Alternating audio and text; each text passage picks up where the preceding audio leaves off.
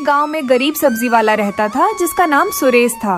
सुरेश सब्जियों की दुकान लगाता था और रोजाना ताजी और अच्छी सब्जियां ग्राहकों को बेचता था, जिससे उसकी बिक्री अच्छी होती थी। लाओ सुरेश, मुझे ताजी और अच्छी सब्जी दे दो। रुको भाई, अभी देता हूँ। अरे सुरेश भैया, जो भी हो ताजी ही देना।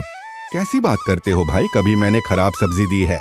किसी को खराब सब्जी नहीं देते, तभी तो इतनी दूर दूर से लोग तुम्हारे पास आते हैं सब्जी लेने, वरना गांव में कोई कमी है क्या सब्जी वालों की?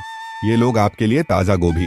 सुरेश जो भी धन कमाता था उसमें ही खुशी से अपना जीवन चलाता था। वह रोज शाम को अपनी पत्नी को हर दिन की कमाई के रुपए देता था।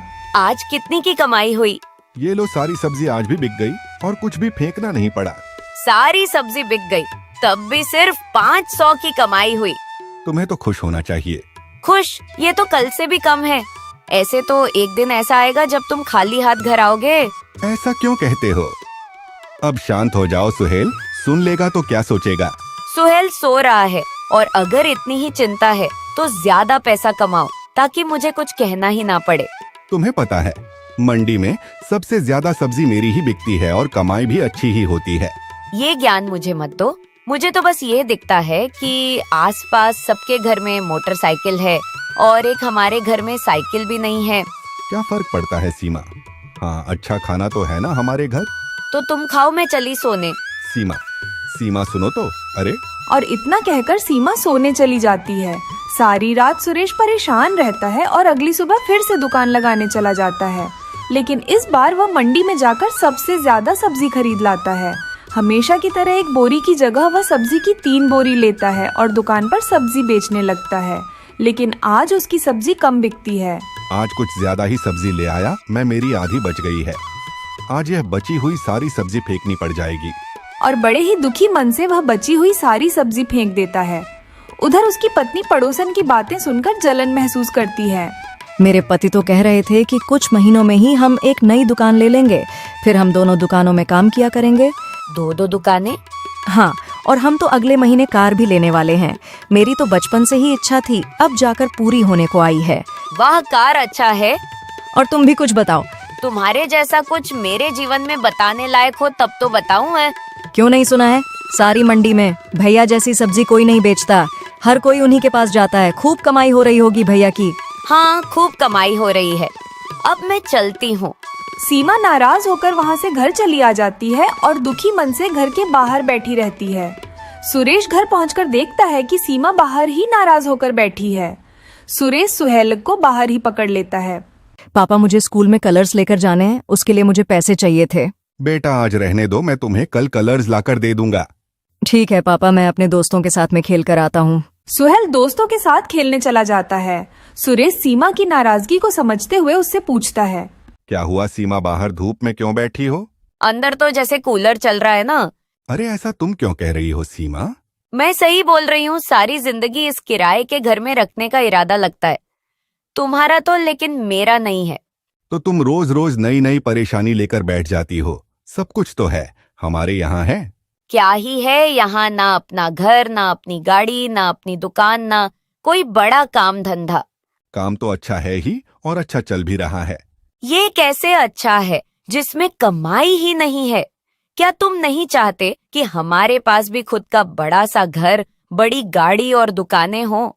तुम्हारी इसी जिद की वजह से आज मैं 3 बोरे सब्जी लेकर गया था, और आज पहली बार मुझे सब्जी फेंकना पड़ा है। क्या बचा हुआ सामान फेंक आए हो? क्या कोई तुमसे बड़ा भी मूर्ख होगा? तो और क्या करता मैं? उसे रख लेते तो कल बेच देते। नहीं नहीं, मैं सिर्फ ताजी सब्जी ही बेचता हूँ।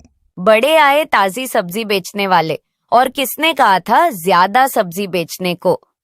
पुरानी सब्जी बेचोगे तो मुनाफा ज्यादा होगा, क्योंकि पुरानी सब्जी सस्ती मिलती है। तुम कहना क्या चाहते हो? एक तुम ही नहीं हो जो सब्जी बेचते हो, आसपास भी लोग सब्जी बेचते हैं, लेकिन आपसे बहुत ज्यादा कमाते हैं। अरे, लेकिन वो खराब सब्जी बेचते हैं। क्या ही फर्क पड़ता है? अच्छी हो या खराब, लेने वाले सब खा लेते हैं। लेकिन अगर मैं आज खराब सब्जी बेचूंगा तो लोग कल नहीं आएंगे मेरे पास। अरे, सब आएंगे, किसी को कोई फर्क नहीं पड़ेगा। और लोग कौन से कम हैं? तुम कल से सस्ती वाली सब्जी ही बेचना। खराब सब्जी देखकर कौन ही दुकान पर लेने आएगा, और आएगा भी तो बिना लिए ही चला जाएगा। तुम भी कुछ ज्यादा ही भोले हो, समझते ही नहीं हो कि कैसे लोगों को बेवकूफ बनाया जाए। सीमा, तुम कहना क्या चाहती हो? तुम बाजार से सस्ती और पुरानी सब्जी लेकर आया करो और बाद में उनके ऊपर रंग और केमिकल छिड़क दिया करो। इससे वो सब्जियां ताजी लगेंगी और फिर लोगों को पता ही नहीं चलेगा कि सब्जियां बासी है, और बल्कि उससे सब्जियां और भी ज्यादा ताजी नजर आएंगी। इससे हमारी बिक्री बढ़ेगी और हम जल्द ही अमीर हो जाएंगे। लेकिन उन सब्जियों से लोगों की तबीयत खराब हो सकती है, उनके स्वास्थ्य पर गलत असर पड़ेगा। हमें ऐसा नहीं करना चाहिए।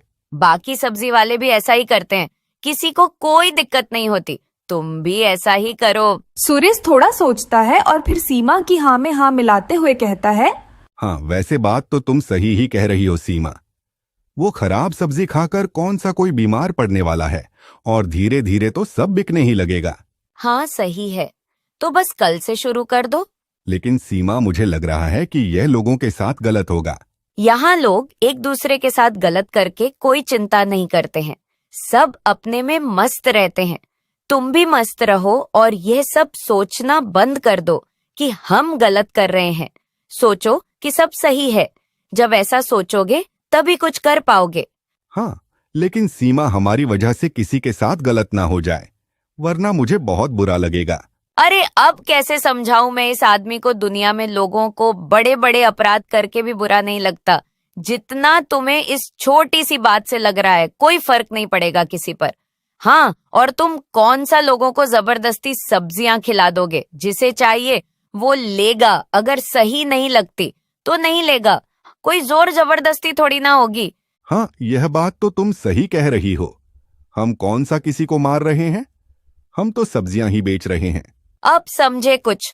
हाँ, मैं कल से ही यह सब करना शुरू कर देता हूँ। सुरेश अगले दिन सस्ती सब्जी लेकर दुकान में आता है और सीमा की बातों में आकर सब्जियों पर केमिकल और रंग छिड़क देता है। थोड़ी देर में ही ग्राहक उसके पास सब्जी लेने आता है। लाओ सुरेश, मुझे ताजी और अच्छी सब्जी दे दो। अरे भैया, सब ताजा ही है, अच्छा है। सुरेश तुरंत ही उसे सब्जी देने लगता है। सुरेश उसे सब्जी दे देता है और ताजा दिखने की वजह से आज उसकी सारी सब्जियां जल्दी ही बिक जाती हैं। सुरेश खुशी से घर जाता है और यह बात सीमा को भी बताता है। सीमा, सीमा, तुम्हारी तरकीब तो काम कर गई। मैंने सस्ती वाली सब्जी खरीदी और मेरी सारी सब्जी बहुत जल्दी बिक भी गई। हाँ देखा, मेरा दिमाग। बस अब तुम ऐसे ही किया करो। चलो, अब इससे तो तुम खुश हो ना? हाँ हाँ, बहुत खुश हो। इसी तरह दिन गुजरते जाते हैं। सुरेश सस्ते के चक्कर में खराब सब्जियों को महंगे दामों पर बेचता जाता है। उसके कुछ ग्राहक कम जरूर होते हैं, लेकिन सुरेश इस बात को नजरअंदाज कर देता है। दोनों पति पत्नी कमाई से खूब खुश होते हैं। देखा आपने, हम कैसे धीरे धीरे माला माल हो रहे हैं। हाँ, और यह सब तुम्हारी वजह से हो पाया है। कल से आप एक काम करो, अब आपकी सब्जी जल्दी बिक जाती है तो अब से आप और ज्यादा सब्जी लेकर जाया करो। लेकिन फिर तो देर तक मंडी में बैठना पड़ेगा।